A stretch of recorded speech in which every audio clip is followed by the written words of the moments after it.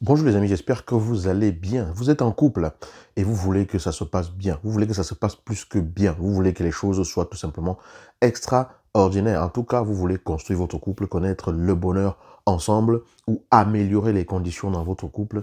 Cette vidéo va vous intéresser parce que je vais vous partager deux choses absolument fondamentales d'après moi que je pense que vous pouvez mettre en application et qui peuvent changer radicalement les choses pour vous. En tout cas, cela a changé les choses pour moi parce que moi-même, je suis en couple, je suis marié, je suis père de 4 enfants et je sais ce que je vous partage parce que ce sont des choses que j'expérimente au quotidien.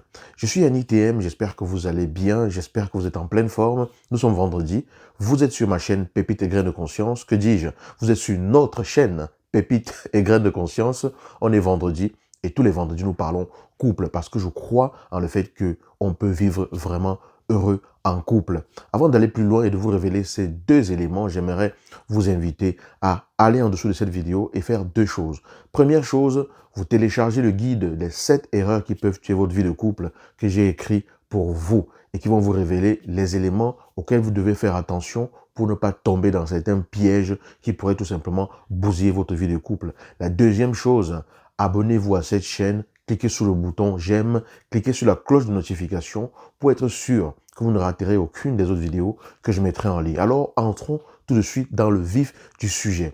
La première chose que vous devez prendre en considération de façon absolument non négociable, si vous voulez vivre une relation de couple meilleure que celle que vous vivez aujourd'hui, même si vous vous sentez vraiment bien dans votre relation et que vous regardez cette vidéo jusqu'ici, ça veut dire que vous pensez que vous pouvez encore faire mieux, vous pensez que vous pouvez encore renforcer ce qui est là aujourd'hui, vous pensez que rien n'est mauvais à prendre tant que ça vous fait progresser et je vous félicite pour ça. Et si vous voulez vraiment améliorer les choses, si vous avez l'impression que ça ne va pas dans votre relation, si vous ressentez qu'il faut vraiment faire quelque chose pour améliorer, changer, élever le niveau et tout, cette vidéo également, vous la regardez et je vous en félicite également. Première chose, ne subis pas l'amour, construis-le. Ne subis pas l'amour, construis-le. Qu'est-ce que cela veut dire? Beaucoup de personnes entrent en relation parce qu'ils disent je t'aime, on s'aime et tout. Et une fois qu'ils ont dit ça, ils pensent que ce sentiment, cette sensation qu'ils éprouvent suffit à construire quoi que ce soit. Non, c'est le moteur, c'est la vague sur laquelle vous surfez, c'est ce qui vous aide à aller de l'avant, c'est ce qui vous donne envie de faire le chemin avec cette personne, mais ça ne construit rien du tout. Une chose, il est absolument capital que vous compreniez, c'est que l'amour ne fait pas tout. Et l'amour, ce n'est pas juste cette vague hormonale, cette sensation que l'on éprouve en soi de vouloir être avec l'autre. Ne subis pas l'amour, construis-le. Ça veut dire que tu dois choisir de construire. Tu dois choisir d'aimer vraiment l'autre. Parce que l'amour, à un moment donné, ça devient un choix. Ça devient un choix dans le sens où tu es avec quelqu'un au départ, vous vous sentez bien et tout. On est dans l'énergie du début, on est dans l'énergie de tout est bien, on ne voit pas les défauts de l'autre. On n'a pas encore eu des frottements, on n'a pas encore eu des situations où c'était tendu et tout ça. Et à un moment donné, ça commence à arriver. Et là, on se dit, mais je pensais que tu étais comme ça. On se dit, mais l'autre, je pensais qu'il allait changer. L'autre, je pensais pas qu'il serait comme ça et tout. On commence à avoir les yeux qui s'ouvrent et à découvrir l'autre vraiment pour ce qu'il est. Et à partir de ce moment-là, si je choisis de continuer, si je prends la décision de continuer, si je choisis de ne pas subir juste le fait que cette émotion en moi est en train de baisser, mais que je choisis de construire vraiment cette relation et tout, je choisis l'autre. Et quand je choisis l'autre, ça veut dire que je choisis de me développer. Je choisis d'avoir plus de tolérance. Je choisis d'être plus ouvert. Je choisis de participer activement. Je choisis de travailler sur moi. L'amour est un choix. Aimer quelqu'un est un choix. Faire un chemin avec une personne est un choix. Mais pas un choix dans le sens où je me suis dit l'autre c'est la meilleure personne, l'autre j'ai pitié d'elle, l'autre je fais ça pour elle. Lorsque je choisis de cheminer avec une personne avec qui je ressens quelque chose de fort, je fais le choix simplement d'apprendre à être à l'écoute. Je fais le choix d'apprendre à laisser parfois mon égoïsme de côté pour penser au bien de l'ensemble. Je fais le choix de travailler sur moi pour aller de l'avant. Ne subis pas l'amour, construis-le. Ton amour est une décision que tu vas prendre à partir de maintenant. As-tu décidé de le faire ou alors es-tu encore dans l'idée de je vais subir? La deuxième chose que je veux partager vraiment avec vous, c'est que vous devez apprendre le langage de votre partenaire. Ça, je l'ai déjà dit, mais écoutez cette histoire que je vais vous raconter. Imaginez que vous arrivez dans un pays que vous ne connaissez pas. Vous vous retrouvez là, subitement, dans un pays que vous ne connaissez pas. Vous ne savez même pas comment s'appelle ce pays. Et les gens parlent une langue étrangère. Et vous vous dites, mais comment je fais pour communiquer avec ces personnes? Vous essayez de leur parler, de faire des grands gestes et tout. Et la personne en face parle son langage aussi et essaie de faire des grands gestes. Qu'est-ce que vous êtes censé faire pour vous comprendre? Vous êtes censé apprendre leur langue, mais ça ne s'arrête pas là parce que c'est plus corsé que cela.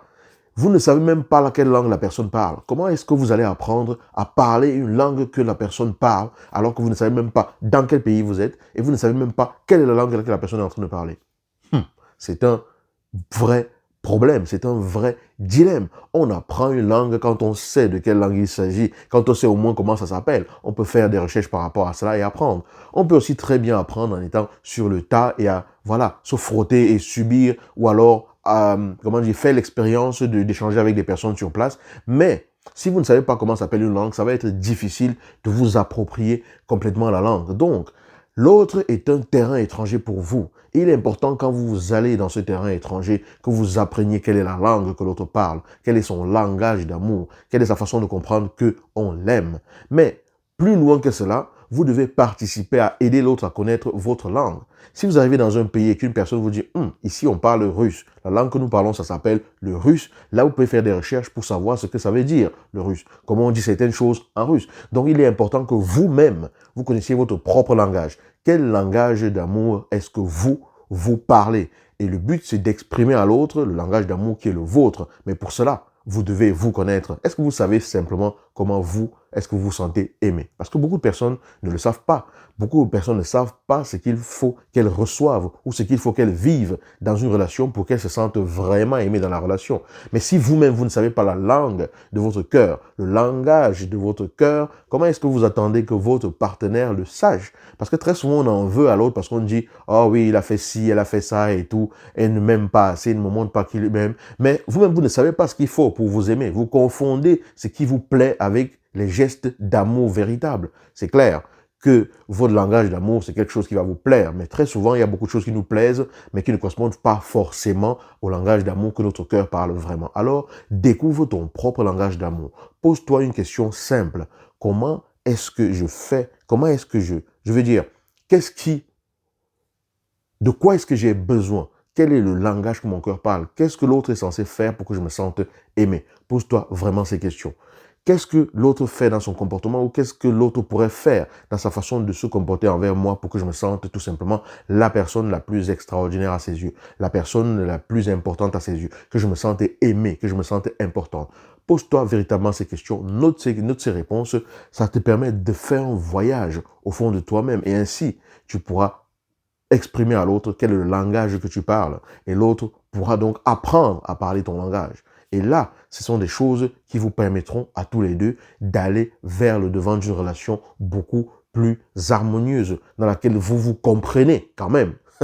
Parce que dans une relation, c'est important de se comprendre. D'accord? Voilà les deux éléments que je voulais partager avec vous. J'espère que ceci vous inspire. J'espère que ceci vous a donné un petit tic comme ça et que vous vous dites, ah tiens donc, je suis en fait en train de naviguer en terre étrangère, je suis en train de voyager dans un terrain étranger. C'est vrai, je connais peut-être mon partenaire, on est peut-être ensemble depuis longtemps, mais on n'a jamais vraiment fini d'aller en profondeur sur l'autre. Il faut être en mouvement. Il ne faut pas se dire, je connais déjà tout, il n'y a plus rien à découvrir. Il y a toujours des choses à découvrir et à améliorer ou à peaufiner, à approfondir, à rendre plus pointueux, à rendre plus efficace dans sa relation. Les choses s'arrêtent à partir du moment où je décide moi-même d'arrêter d'explorer. Les choses s'arrêtent à partir du moment où je décide moi-même d'arrêter d'aller en profondeur. Les choses s'arrêtent à partir du moment où moi-même je décide que l'amour, c'est quelque chose que je dois subir et non un choix, et non quelque chose que je dois construire. Donc, ne subis pas l'amour, construis-le, choisis, parce que l'amour, c'est une décision que tu prends